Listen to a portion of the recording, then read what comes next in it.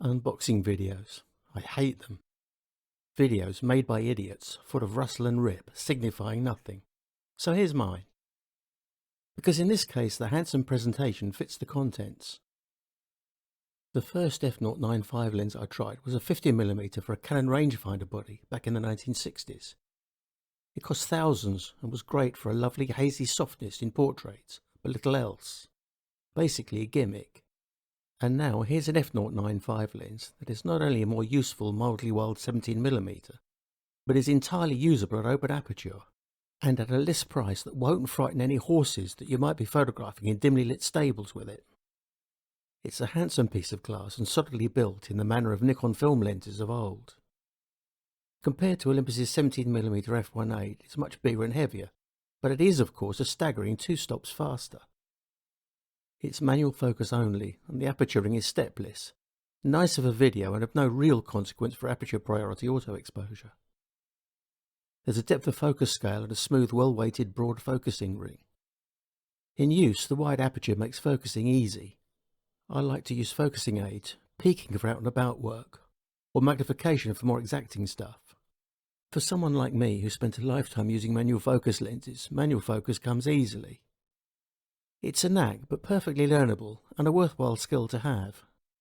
If you're doing off-the-cuff work, street, family, it can be quicker than autofocus, because you simply frame the pic and turn the focus ring as required. No shifting the focus area box while trying to keep the camera steady, or placing the box where you want to focus and then recomposing. I'm not a headbanger about manual focus. Slower lenses don't have the snapping and out of focus that this Mitakon does, and are more tricky to focus, while for moving subjects there is no question that autofocus is best. Performance. Well, I didn't expect too much of this lens when I got it. You have to be realistic and accept that an affordably priced f/0.95 wide angle will probably be a low light special. It'll certainly gather up the light, being 2 whole stops faster than an f1.8, but you don't expect the ultimate in sharpness. It follows that shots in brighter light, where you want to exploit the very shallow depth of field attainable, may not show the extreme sharp-unsharp divide you're after. Except, look here. I don't suppose this is the sharpest lens I've ever used at full aperture, but it's no slouch. Stop it down to f2.8 or 4 and it is razor sharp across the frame. The edges go off at open aperture, but not so that you would notice at normal screen or print sizes, and not at all on most subjects where centre sharpness is the main thing. There's some distortion, purple fringing, and inevitably vignetting, but not too severe and mostly correctable in post. Suffice it to say that I use this lens at maximum aperture most of the time without a thought. You wouldn't use it for critical architectural photography, but overall the optical penalties for the vast aperture are insignificant. So, what have we here? An extreme optical spec lens that ought to involve big compromises, but it doesn't.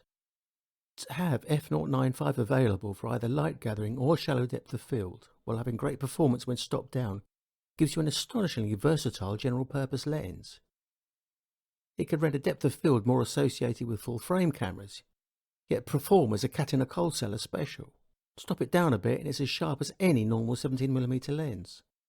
A distinct advantage of the micro four thirds sensor over full frames comes into play here. A 35mm f/0.95 full frame lens would usually have to be stopped down to f2 to get adequate depth of field for low light portraiture.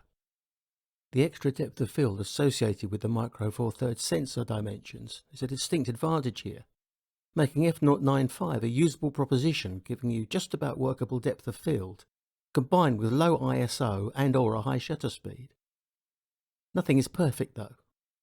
A superfast lens like this will obviously be bigger and heavier than a more ordinary counterpart, though less than 460 grams or 9/10 of a pound is hardly excessive. Focus is manual and that may take practice. Remember also that if you're going to use this lens stopped down to f4 say, it will snap in and out of focus less decisively than at open aperture because, although the image on screen is amplified to maintain brightness, the aperture is still f4 with the extra depth of field that provides. In the days before auto aperture, let alone auto exposure, you would focus at open aperture and then turn the ring to the working setting you wanted. Finally, you'll probably need to invest in a set of neutral density filters. Even using extended low ISO and the high speed capability of your electronic shutter, it may not be enough to get a good exposure on a really sunny day. Unique is an overused word, but this Mitakon merits it. It's a lens that enables you to make pictures you couldn't without it. It extends your photographic vocabulary. In my reviews, and all to help with the buying decision, I take care to point out the pluses and minuses of lenses, why you might, or equally might not, want to buy an object. I'm making an exception here. Buy one. If Mitakon want this one back from me, they'll have to call the police. Come and get me, copper. Thanks for watching.